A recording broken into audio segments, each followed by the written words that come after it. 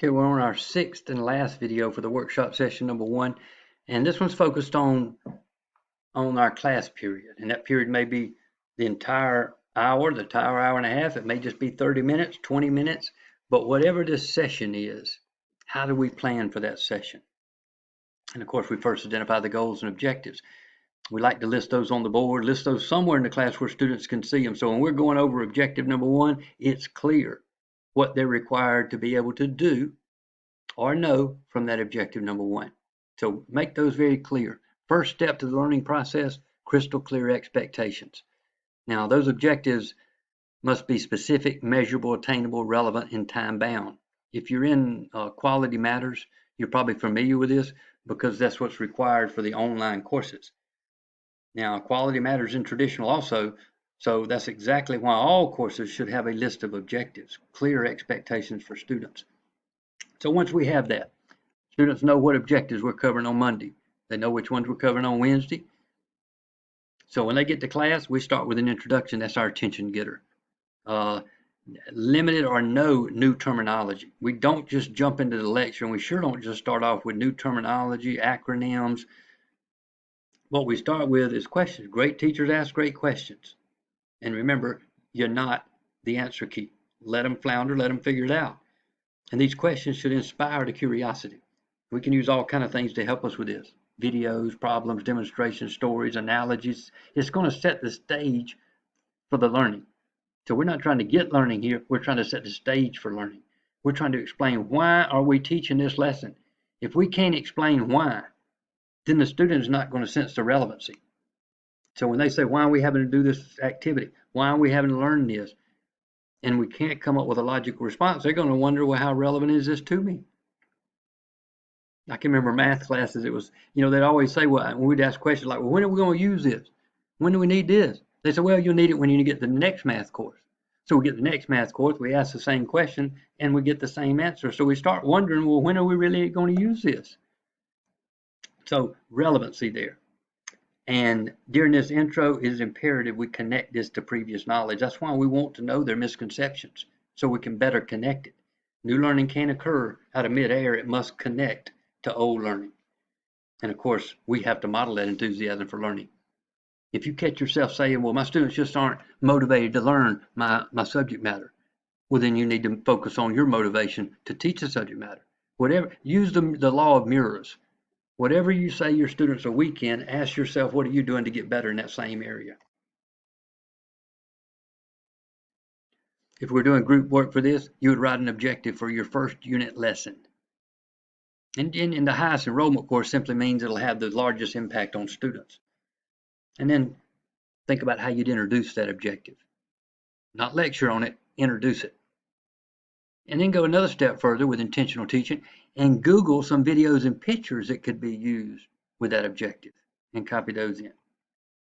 Sometimes the videos and memes we use may not have anything to do with the actual course content, but they may have everything to do with life. It may have everything to do with getting me to hang on a little longer. It may have everything to do with creating a little humor, because humor and depression are incompatible, cannot exist at the same place and the same time in the brain. So if we can get them laughing to reduce the stress, then that increases learning. So humor has its place also. Kind of ironic though, when we stop learning, so do students. So you'll be amazed at what happens when all of a sudden teachers accept responsibility for constant improvement, constantly evaluating the data and finding better ways and more effective ways to do things. Students do the same.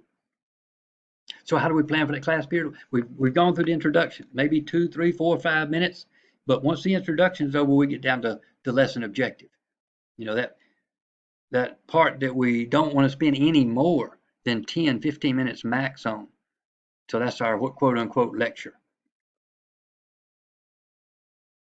Some of us have provided lecture videos online because we realize, well, our online classes, students can watch those lectures many times they want to. Traditional class, they get it once if they're there and if they're paying attention. Well, that's not anywhere near comparable. And there's a lot of other things about internet versus traditional course that are not comparable. And I think a lot of us are realizing that in the current epidemic we're going through, having to convert our courses. So interjecting those pictures, videos, pictures create a visual in the mind. It makes it easier to remember. It makes it easier to draw back on old learning.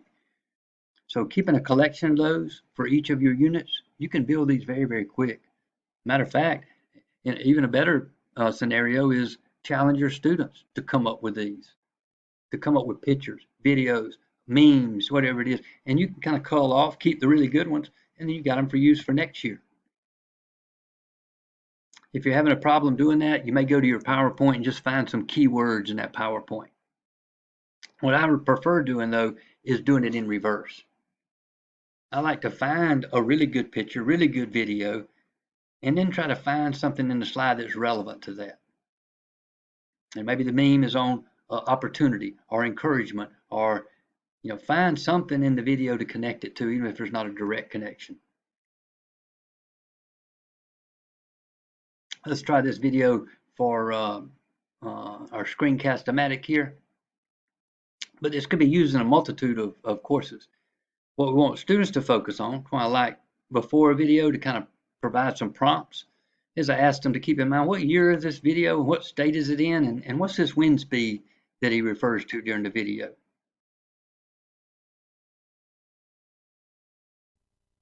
This may be the most extraordinary and frightful event ever captured on film. A 40-mile-per-hour wind whipping and twisting a suspension bridge in Tacoma, Washington.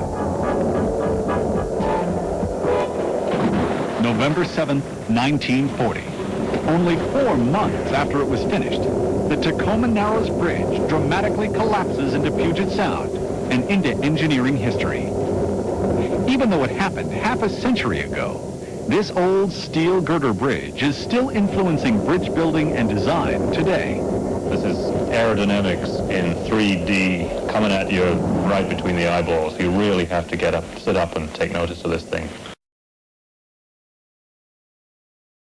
Okay, you can see from that video, it definitely stimulated some thought. Like, how in the world could that do that? It maybe be a good intro video. We could get into words like resonance. Resonance is although it's a physics term, it also applies to music. It applies to several different areas. You may have experienced it with a washing machine that got out of balance, and the vibrations of that washing machine were in exact sync with each other, so that resonance built up where it kept jumping further and further. And same thing that happened with this bridge. This 40-mile-an-hour wind just happened to be the wind speed that it exactly matched the natural vibration of the bridge. It set up resonance, and rest is on the video. So on this period, we've done an introduction. We went through our lesson body. Now is the key time for learning. Covering content is not where learning occurs. It's where we get familiar with the content. The true and deep learning occurs with what we do with that information. So that's why we're not moving on to more information. Little 10 or 15 minutes, it's time to do an activity. If we don't do this, we're going to move on to new information. We're going to be stacking information they don't know on top of information they don't know, and it doesn't take long to get frustrated in that environment. So stop it. Call it chunking. We're chunking our material into smaller chunks, and we're doing a reflection. This is a guided practice. Sometimes this is used throughout the lecture, but point is, it is student-driven. It is specific activities that not only facilitate the concepts, but also promote the life skills.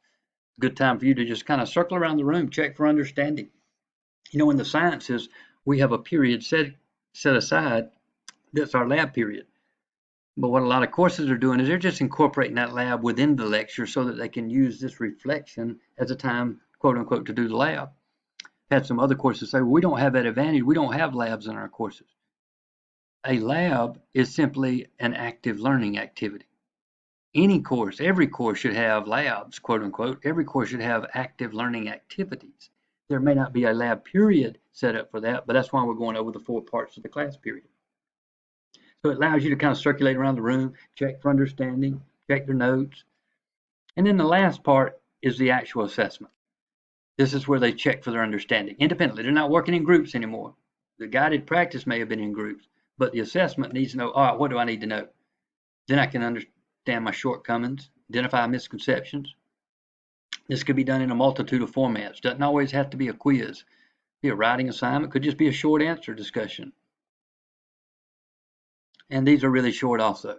And we're talking 5 minutes on the assessment. So the intro and the assessment, very short. It's just like Don Dewey says. You say we don't learn from experience. You say, well, sometimes we do. Well, we learn when we reflect on that experience. Sometimes we're going through something so stressful that we don't even have time to learn. We're so stressed out. We're just trying to survive. So how can I learn from that? Now, a month down the road, when the stress has subsided, I can reflect back on that experience, and that's where the learning comes. So that's what we're saying for the classes. If we don't stop and take time to intentionally incorporate this, then we're shortchanging our student on learning. Took this picture at McDonald's a couple of years ago. There's some things they pointed out. They wanted a customer-focused folks. They want them to consistently show up on time. I guess they need to add that word because you can just see them talking to an employee saying, well, you got to be here on time. And they say, well, I am most of the time. So they had to add the word consistently. I'm wondering how many of those employees know what customer focused is. Now we're talking McDonald's in this case. If this same slide was for Chick-fil-A, there'd be no doubt they understood what customer focused was. Most other fast foods may be questionable though, and especially when you say things like professional in appearance and behavior. How in the world is somebody going to describe that one? I looked at one of the code of conducts in the college's books, and it said under language, it said only appropriate a language allowed. And I wondered who's going to explain appropriate? Who's going to provide that definition? Because many times it's hard to explain what something is, but we can very clearly explain what it's not. And I had the task of explaining that to every orientation group that came through our college. And the way we answered was really the same. It's not important as to what the specifics are. It's important that there are boundaries. There are guidelines, and those guidelines may not be the same as your culture of origin, but we're trying to prepare you for a culture in the workplace or higher education.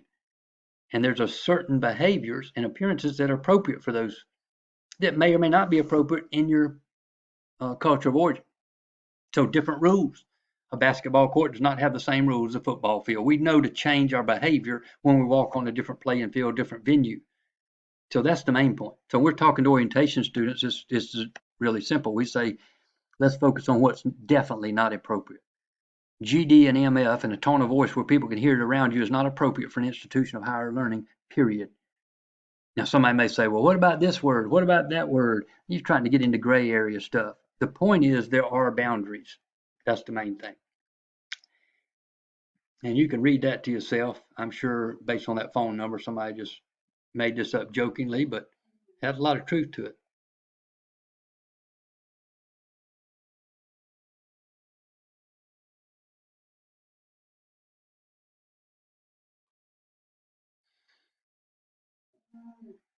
So we ask, why do we have to be able to adapt and improvise? Why is it always something? Why am I constantly adjusting things? And this says it all. So how does it apply to classroom teaching? How can we reduce the stress associated with this? Being proactive. Okay, not wait until we must do it or required to do it, but do it because it's the right thing to do. And then don't get caught behind the curve. Kind of like Mike Tyson used to say, everybody's got a plan until they get hit in the mouth. So adapting and improvise is the name of our game. That is it. You want to be a professional educator, this is the name of the game.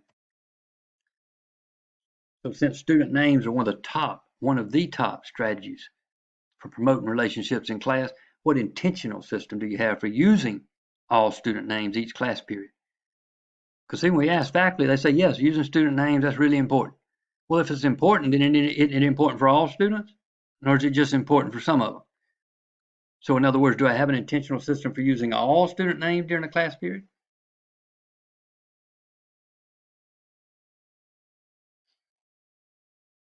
Used to show this one in class. I really can't even remember where I took the picture from, but it just seemed to kind of put things in perspective for students, comparing the habits of successful and unsuccessful people. And that's how we present it. We change our habits, we change our behavior, we change which category we fall in. But you'll also notice the big one for us, especially talking about constant improvement, is that Because let's face it, constant improvement means constant change.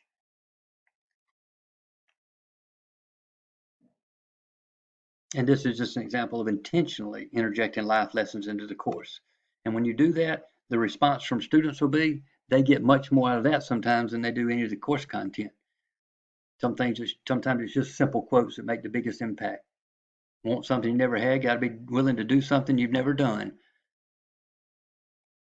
And that humor helps also.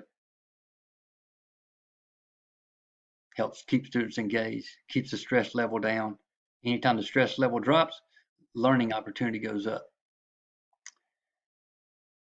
We had a school closing announcement a couple of years ago, and students read this on the LMS. But what it didn't say was the last sentence. If all we read was the first part of that sentence, due to inclement weather, all campuses will be closed. You know, what do students say when they see something like this? Woo, no classes, no school. What do faculty say? Woo, no classes, no school. I mean, we automatically we don't have to do this. So you notice this one's worded a little different. All learning will be redirected to the online. It didn't say anything about we're going to shut down learning. We're just redirecting it to the online classroom. Oh, I had another one. So as usual, use your course calendar to proceed. Find the objective in the textbook, locate it in the textbook, and then watch the video that goes with that objective. That order is important. Finding the objective in the textbook is probably going to create a lot of questions because most students aren't real good with reading textbooks and understanding what they read. And that's why they say they don't read them. They don't understand the whole point is to get those questions in your mind. Locate the objective, that's probably going to create some questions, and then watch the lecture video that goes with that objective. And for those with limited internet access, you could put it on jump drive, DVD. The questions, what are you doing in response to that? And then the last thing, we have to have an assessment. We have to have some sort of accountability. So we throw that in. That way we know they've watched the videos, they've completed the assignments. Some folks just may not be as good with humor. You know, that's what some folks say. Well, I'm not good with humor. Well, you don't have to be. I mean, you ever go on the internet? There's all kind of funny folks. Well, you can find thousands of things on the internet. Let that do the work for you. You don't have to invent this stuff. Now, obviously, this says that these were actual comments from teachers in the New York City public school system. And it did say all teachers were reprimanded because it is. I would hope so. I mean, if this was actually sent out to parents, I mean, you can pause this to read some of these. We're not going to spend any time on it, but might get a chuckle out of them. But I'd hate to know these were sent to parents. Although sometimes it might be what we want to say.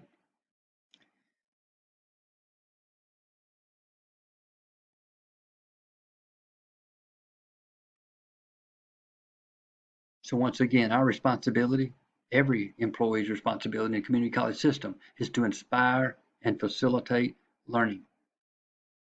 So we'll try another video here why prior practice increases confidence.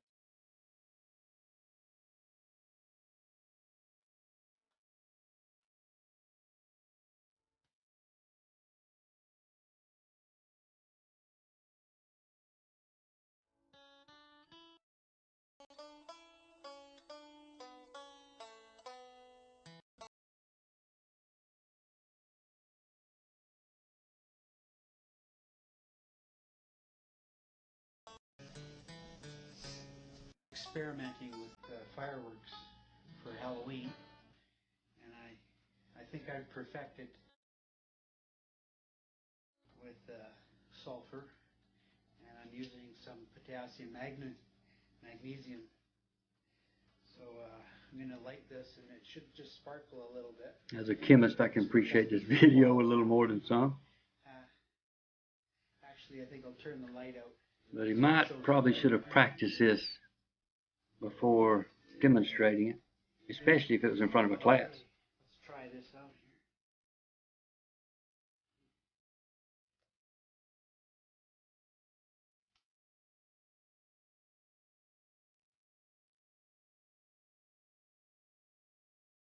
here.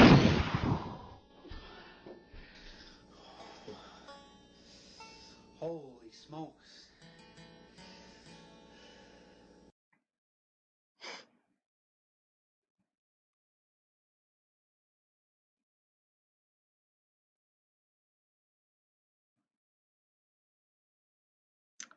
Henry Ford said, if everyone's moving forward, then success takes care of itself. That's our whole point here. If I want better students in my class, then I want to know the classes they've been to before me are promoting the same values and behaviors that are expected in the workplace. Time they get to me, they're a better student. Sometimes we call that the 369. If the person to my left, to my right, and to my rear is covering their area, then I can focus dead forward. I can focus my attention straight forward because I know the sides and backs are taken care of. And it's the same way in education. If we know the folks around us are doing their job, then we can focus just on doing ours. It brings a question: why should some folks be allowed to opt out of constant improvement? If that's a foundational requirement of all accrediting agencies, why should someone be able to opt out of constant improvement and be a threat to the accreditation of the college? Not only undermine learning, but also be a threat to the accreditation. This is another good video about teachers. And you know why we care about great? Because we're in education. See, I love it when the clerk at Walmart is nice to me. That means a great deal to me. I love it. But my kids' teachers had better be nice to them because it's so much more important. And we knew that when we chose education. What does it great teachers do differently? One thing great teachers do differently is they understand it is people, it's not programs. Do you all know if you have great teachers, you have a great school? And do you know if you don't have great teachers, you don't have a great school? And nothing else is ever going to determine that? But isn't that funny how we think programs are the problem or programs are the solution? People are the problem and people are the solution. People are always going to be the problem and people are always going to be the solution. Do you know why programs come and go in education so much? Because whatever the new program is, the crummy people can't do that one either. That's the reason. You tell me what on earth program you're going to bring in that's going to fix the worst teacher you've ever known. There's no chance in the world it's going to do it. But you know what happens when we bring a new program is? The very best teachers get invested in it. They start to believe in it. They start to bring it in their classroom. Ineffective people can't do it, so you know what happens? They now yank the program out and tear the scabs off the good people. It's like block scheduling at the high school. What's your choice? Do you want an ineffective teacher every day for 50 minutes, or do you want the ineffective teacher every other day for 90 minutes? And we're going, block scheduling didn't seem to work. I don't see what the problem is there. It's the most amazing thing. And although that was more geared towards K-12, you see the point he was making. It's people, not programs, that'll make it work. So just reminding ourselves of these things. And once again, I know you read through these things, you say, well, I already do these. Well, if you already do them, how can you do them more intentionally? And then the second question, how can you help your colleagues do them more intentionally? Now, we'll go back to that one word. We've chosen that word. That's our one word for ILA. Everything we do, the one word it focuses on our culture is respect. Everything we do is with that word in mind, and we'll talk more about it as we go through the sessions.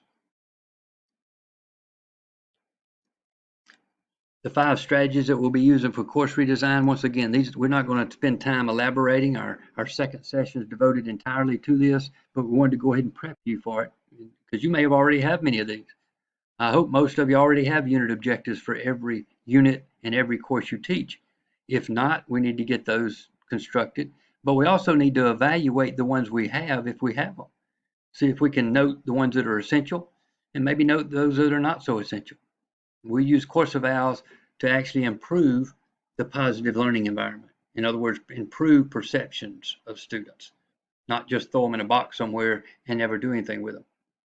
Lecture videos, a lot of you may already have those or are working on them now, especially with our current crisis, and frequent low stakes assessments. These are assessments for learning, not assessments of learning like say your Unit 1 exam is going to be. These are the little frequent assessments. And then, of course, if we're doing those, it'll be much easier to provide interventions because we'll know who's needing the intervention. And those are the core components of the course redesign. And once again, with these in place in your course, whatever you decide to do, whatever activities you use, assessments you use, they will be enhanced because of these. The students will feel more in control. They'll have access 24/7 to the course material. So it changes the game when it comes to instruction by having these available 24/7. And that completes our video. We'll talk more in our Zoom session for session number 1. Until then, you have a good weekend.